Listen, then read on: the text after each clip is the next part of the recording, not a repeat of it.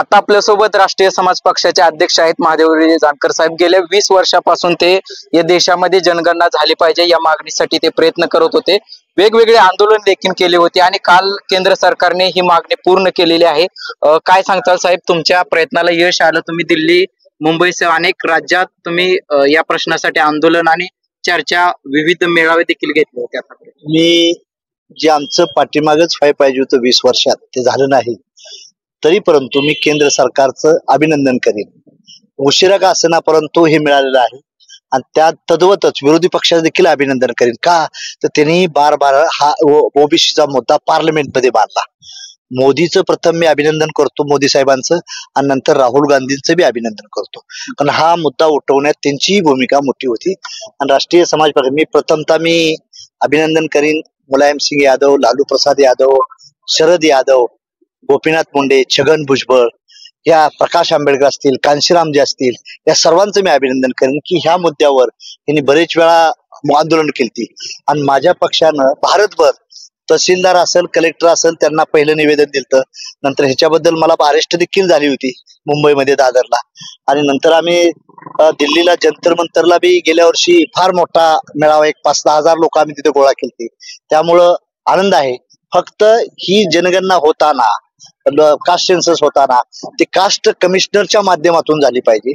आणि त्याला सामाजिक, आर्थिक सर्व कलोर चर्चा झाली पाहिजे. त्याच्या छोट्या छोट्या समाजाला देखील न्याय मिळाला पाहिजे. सर्व समाजाची जनगणना झाल्यावर विकास होईल.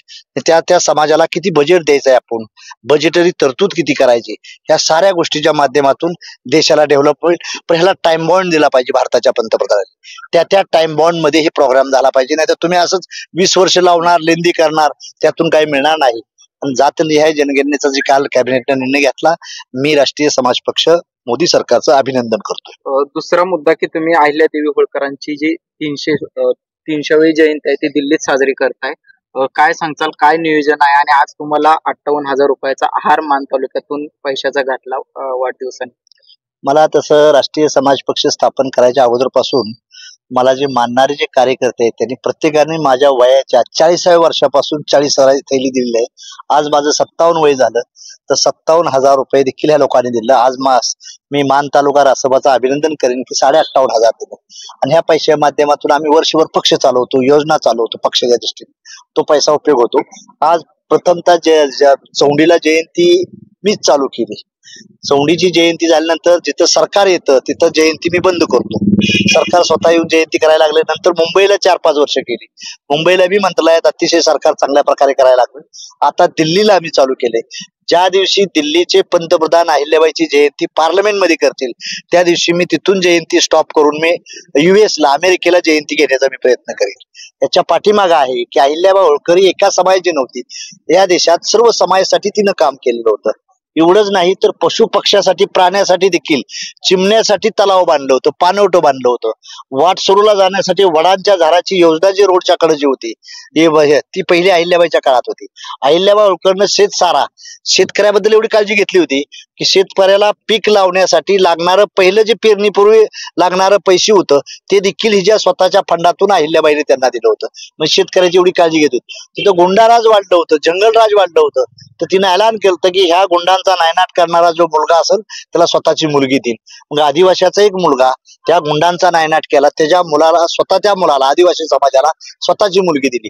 अशी बहुरूपी सर्व समाजाला घेऊन जाणार तिनं मंदिराचा जीर्णोद्धार केला, पाणवठे बांधले, तद्वतच तिनं मशिदी बांधल्या, तद्वतच गुरुद्वार बांधलं, गिरजाघरं बांधली. म्हणजे सर्व समाजाला समान मानणारी लोकमाता होती, राजमाता होती ती. आणि तिची जयंती सन्मानानं करावी. मला अभिमान वाटला की मध्य प्रदेशचे मुख्यमंत्री डॉक्टर यादवने बी डिक्लेअर केलं की इंदोरला आम्ही कॅबिनेट घेतोय. महाराष्ट्र सरकारलाही माझी विनंती आहे की चौंडीला कॅबिनेट झाली तर फार चांगला आहे. अहिल्याबाईच्या नावानं चांगली गोष्ट आहे, आम्ही स्वागत करू त्यांचं. आणि आमचं म्हणणं नाही की त्यांनीही करावं, आम्हीच त्यांचे मालक आहे असं काही नाही. दिल्लीला करण्यामागं आहे की या 70 वर्षात जो प्रतिनिधी लोकसभेत जायला पाहिजे होता तो या समाजाचा गेला नाही. हा समाज 18% समाज आहे, पण ह्या लोकसभेच्या दृष्टीनं रणांगणातून न जाता आला. आम्ही दिल्ली काबीज करा, दिल्लीमध्ये राजा राहतो म्हणून साठी दिल्लीवर आम्ही कॉन्सन्ट्रेशन केलं आहे. म्हणून तालकोटरा स्टेडियम आहे ते बुक केलेलं आहे. राष्ट्रीय समाज पक्षाच्या वतीने आम्ही तिथे जयंती घेतोय. जयंती देखील अतिशय मोठ्या प्रमाणात होईल, 1.5 लाख लोक येतील अशी अपेक्षा आहे. म्हणून आम्ही रथयात्रा चालू केली आहे. जवळजवळ 7 राज्यातून रथयात्रा फळून 31 मेला दिल्लीला तालकोटरला येतील याच्या दृष्टीनं लोकांना आवाहन करण्यासाठी लोक पैसा देखील द्यायला लागलेत. त्या माध्यमातून जनतेत एक काहूर तयार होते आणि त्यात सर्व समाजाला आम्ही संधी देतोय की सर्व समाजाने तिथे यावं म्हणून आज दावत देण्यासाठी सांगण्यासाठी मी स्वतः प्रत्येक ठिकाणी फिरतोय की दिल्लीला तालकोटर मैदानला 31 मेला यावं असं आपल्या माध्यमातून सर्व जनतेला आवाहन करतो. तुम्ही कॅबिनेट मंत्री असताना सांगोला, मान, खटाव, जत, विटा या भागासाठी पाण्याच्या संदर्भात अनेक चर्चा केल्या होत्या. काय सांगताल इथला आता पाणी प्रश्न प्रत्यक्षात सोडवायला सुरुवात झाली, उन्हाळ्यात सुद्धा आता पाणी यायला लागले, त्याबद्दल काय सांगताल? मला ज्यावेळेस देवेंद्र फडणवीसच्या काळात मी मिनिस्टर होतो त्यावेळेस गव्हर्नर राव साहेब होते. मग हे वैज्ञानिक विकास महामंडळ आहे ती मराठवाडा विदर्भाच्या लोकांच्या विकासासाठी असल्यामुळं पश्चिम महाराष्ट्राला निधी मिळत नव्हता. मग मी स्वतः गव्हर्नर साहेबांना भेटलो आणि त्यांना सांगितलं ज्या तालुक्यातून मी येतोय तिथं माझाही जन्म मेंढरा मागे झालेला आहे, अतिशय भयान अवस्था आहे आणि साहेब तो क्लॉज थोडा कट करून आमच्या दुष्काळी भागाला पाणी मिळावं होतं. कारण त्याला बॉन्ड होतं की विदर्भ मराठवाड्याशिवाय पश्चिम महाराष्ट्रात एक्सेस झालेलं पैसा द्यायचं नाही, पाणी द्यायचं नाही.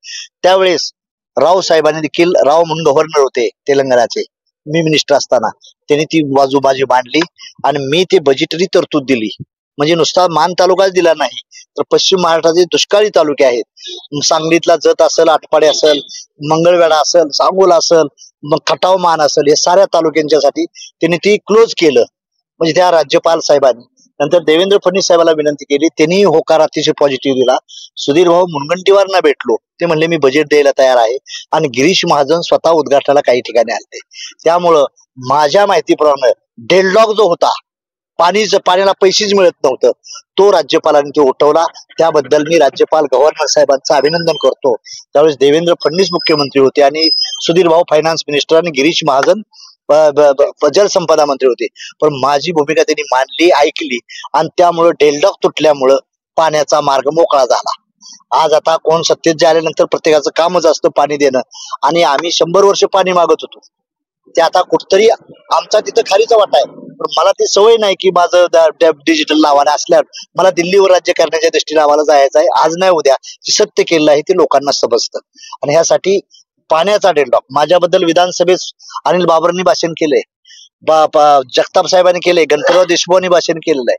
त्यामुळं मला सांगण्याची काही गरज नाही. त्यांनी सांगितलं पाण्यात एवढंच नाही तर रामराजेंनी सुद्धा माझं कौतुक करून सांगितलं की महादेवराव तुझ्यामुळे हे चांगलं झालं.